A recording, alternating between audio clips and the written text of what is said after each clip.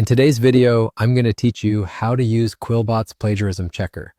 By the end of this walkthrough, you'll know exactly how to open the tool, scan your writing, and understand the results with confidence. This is perfect if you're preparing an essay, a blog post, or any document where originality matters.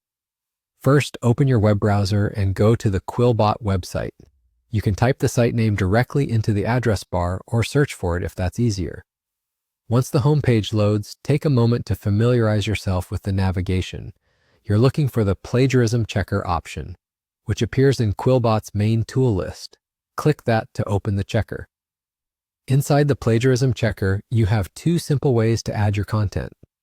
If your text is already copied, paste it into the text field. This is great for quick checks or shorter pieces.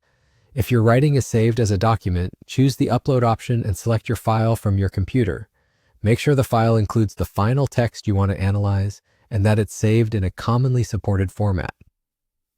Before you scan, it helps to glance through your text for any placeholders or incomplete sections so you're checking the version you actually intend to submit or publish. When your text is ready, click Scan for Plagiarism. QuillBot will process your content by comparing it to sources across the web and other databases. This can take a moment, especially for longer documents, so give it a little time to complete. While it runs, avoid refreshing the page or navigating away so the scan finishes cleanly. After the scan, you'll see a similarity breakdown. Typically, you'll get a percentage indicating how much of your text matches existing sources, along with highlights or a list of matched passages. Click into the matches to view the original sources and see exactly where overlaps occur.